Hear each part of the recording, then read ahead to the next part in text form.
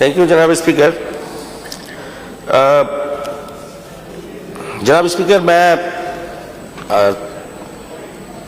इस ऐवान में बैठते हुए 13 से लेके 25 तक 12 साल गुजर चुके हैं और इस पानी के इशू पे बहुत सी तकारीर हुई हैं। हमने भी दिल खोल के बात की है और इस दरिया के पानी के इशू को हमने हाईलाइट किया है। आज यहाँ पे जाम खान शोरों ने, मैं समझता हूँ टेक्निकल ग्राउंड्स पे, और अब सीएम साहब जब कंक्लूड करेंगे तो इस बुनियाद पे हमारा केस बहुत मजबूत है। मैं उन टेक्निकल एस्पेक्ट्स को टच नहीं करना चाहता। मैंने भी पूरी डेटा वही है जो रिवील होगी यहाँ पे, जो हो चुकी है पहले।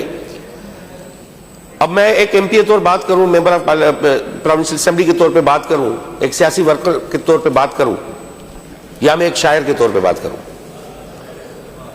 मैं समझता हूं बहुत बड़ी यहाँ पे तकरीरें हुई हैं, खुश्क बयानियां भी रहा होगा और काफी चीजें सेम रिपीट हुई होंगी। मैं एक शायर के तौर पे समझता हूं जनाब स्पीकर, एक दरिया जो है वो फकत दरिया नहीं है, वो एक सोर्स ऑफ इंस्पिरेशन है, सोर्स ऑफ लाइफ है, सोर्स ऑफ हैप्पीनेस है, सोर्स ऑफ स्माइल है, सोर्स ऑफ ड्रीम है। दुनिया में जितनी भी आबादियां हुई, तहजीबें बनी, दरियाओं पे बनी, दजला पे, फरात पे, नाइल पे, हुआम पे, सिंधु पे,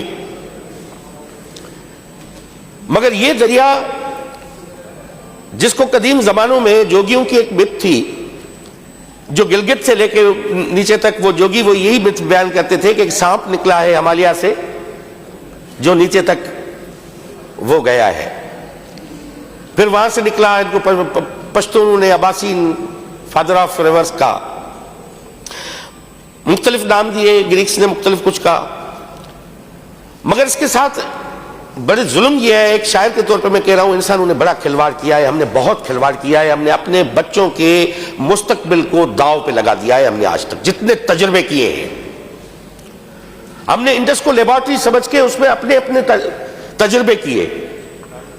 आज हशर ये है, अंग्रेजों ने तजुर्बे किए, इस जमाने में इंडस फ्लोटेला चलता था, भाई इसको सिंध सागर कहते थे। बहुत से इस पे खुल के बात करें तो बहुत लंबी बात हो सकती है, मगर टाइम को एक्सक्यूज करते हुए मैं इस पे आता हूं। आज सिचुएशन क्या है? आज सिचुएशन ये है कि वो दरिया जो हमें पिलाता था, जो हमें खिलाता था, उसको हमने जंजीरें डाल डाल के यहां तक किया है कि आज पाकिस्तान में पर कैपिटा जो वाटर यूजेज है वो कहां तक पहुंचा है। 80 की दिहाई में 3500 क्यूबिक मीटर पर कैपिटा हर इंसान के लिए पानी मुयस्सर था, इस पूरे पाकिस्तान में रहने बसने वाले लोगों के लिए। अब वो डिक्रीज होता हुआ आज की फिगर्स ये है कि वो 1000 क्यूबिक मीटर से भी नीचे गिर चुका है, 1000 क्यूबिक मीटर से भी नीचे गिर चुका है। क्योंकि आप ये तस्वर कर लें कि आज अवैस कादिर शाह या सरदार शाह पानी के 2 घोंट पी रहे हैं, कल हमारे बच्चों या उनके बच्चों के लिए ये पानी मुयस्सर नहीं होगा, गिलास पानी का भी मुयस्सर नहीं होगा। अब वर्स्ट सिचुएशन है।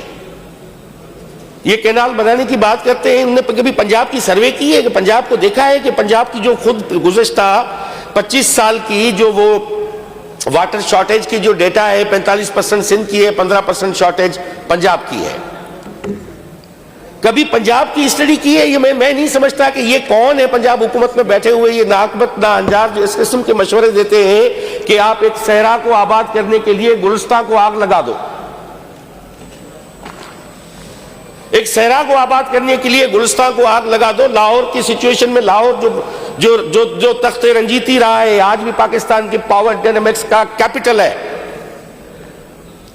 उस लाहौर में सिचुएशन ये है, IMF की रिपोर्ट है कि 80 की दिहाई में वहां पे मीठा पानी जो स्वीट वाटर था, वो ग्राउंड वाटर जो 200 फीट में मुयस्सर था, अभी 2025 में 800 फीट में चला गया है।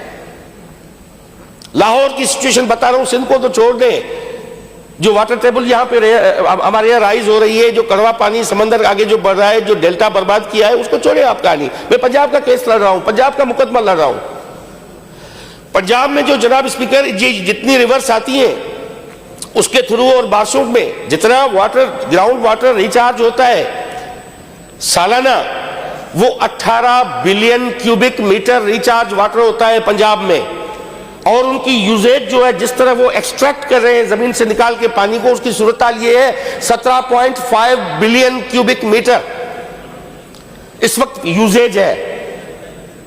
अब बताओ, ये पंजाब के खुद जो लोग हैं, बाबा बुल्ले शाह के मानने वाले और शाह हुसैन के मानने वाले, ये कल बच्चे वहां पे दरबदर नहीं होंगे?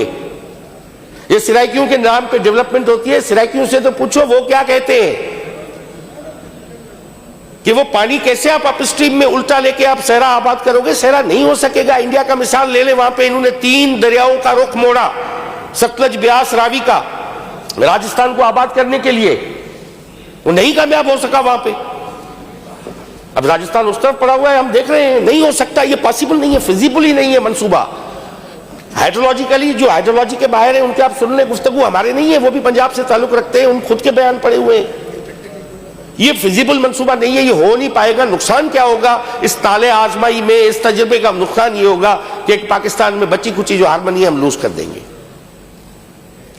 जो इस वक्त हमारे पास है, थोड़ा बहुत बचा हुआ है, वो हम लूज कर देंगे।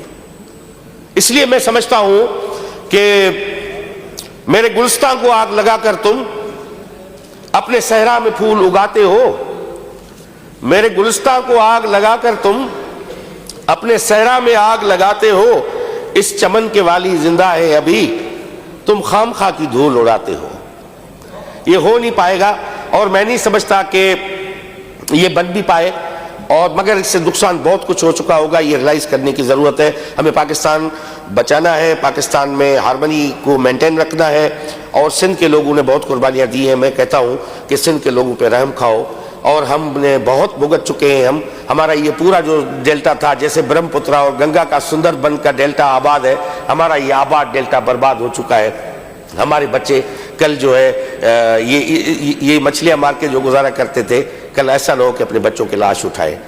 इससे हमें बचाना है। जनाब स्पीकर, मैं ज्यादा नहीं कहता, इस पर आगे आइंदा कभी होगा तो डिटेल खुल के बात भी करेंगे। बड़ी मेहरबानी।